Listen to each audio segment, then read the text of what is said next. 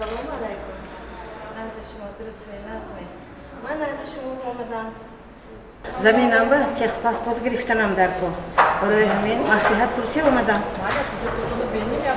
ها مایلش. давоми 3 моҳи аввали соли 2023 ба корхонаи давлатии фаръӣ ба қайдгирии молу мулки ғайриманқул беш аз 3000 нафар муроҷиат карданд. Аз ин рақам муроҷиати 2940 нафарро шахсони воқеӣ ташкил медиҳанд. Бештари муроҷиаткунандагон барои гирифтани шаҳодатнома дар бораи ба қайдгирии молу мулки ғайриманқул ва иқтибос аз варақаи ба қайдгирӣ мебошад ки қариб ҳамаи онҳо баррасӣ шудааст. ҳамин аризаҳо тибқи қонунҳои амалкунанда баррасӣ шуда ба онҳо ҳамин шиносномаи техникӣ тайёр намуду пешниҳод кардем.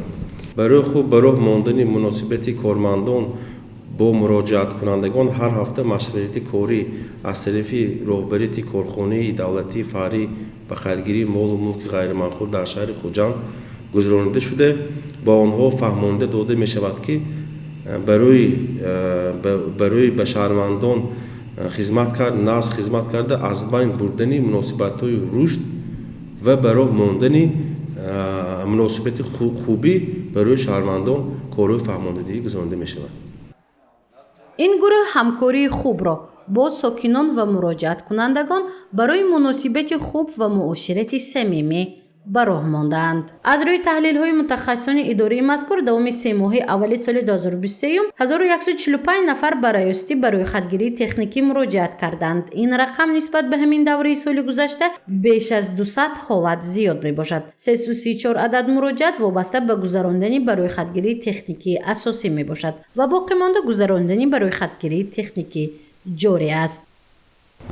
равзани ягона дар мо ташкил кардем ки барои чӣ қадар тезтар ва хубтар муроҷиати шаҳрвандонро баррасӣ намуданд. равзани ягона дар ҳамаи шаҳру ноҳияҳое ки дар ҷумҳурии ҳайк корхонаи ба қайдгирӣ дар ҳамаш ташкил карда шудааст. ҳар як сокини шаҳри хуҷанд дар вақти мушкилӣ фаромаданд масъалаи ҳуҷҷатгузории хонаошонба метавонанд дар бойгонии худи корхона муроҷиат кунанд ва ҳуҷҷатҳои аслии бойгонии ҳар як шаҳрванд мо дастрас карда метавонем, локин бо дархости адвокат. ба корхонаи давлатии фаръӣ ба қайдгирии молу мулки ғайриманқул дар шӯъбаи заминсозӣ 25 адад парвандаҳои заминсозӣ омода шудааст. таҳлилҳои мутахассисони шӯъба нишон медиҳад ки 151 адади он барои қитъаи замини назди ҳавлигӣ буда, боқӣ монда барои додани қитъаи замин барои сохтмон ва иншоот мебошад ки дар қиёс нисбат ба ҳамин давраи соли гузашта тақрибан 30 ҳолат зиёд мебошад. имрӯз барои моҳаллаҳои навбунёд, барои биноҳои баландошиёна ки дида истодем дар ҳар як сол бисёр баландошиёнаҳо ҳавашу соҳибкоро аз тарафи соҳибкоро биноҳои бунёд мешавад ва ҳар як шаҳрвандо омада мо ва бо қарори раиси шаҳр муроҷиат мекунанд. мо ба қайд мегирем ва барои соҳибмулкӣ шудагиҳошон барномаи сабт карда дар барномаи сабт ворид мекунем ва шаҳодатнома барои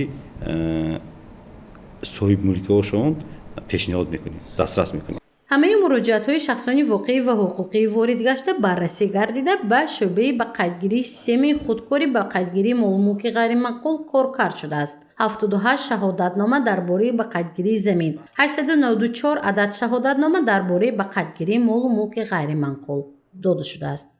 бояд қайд кард ки корхонаи давлатии фаръӣ ба қайдгирии молу мулки ғайриманқул дар шаҳри хуҷанд нақши қисми даромадро давоми 3 моҳи аввали соли 2023 ба андозаи 158% иҷро намудааст. гузориши Мафтун Шукурова, Насим Раҳимов барои барномаи иттилоотии Хабар.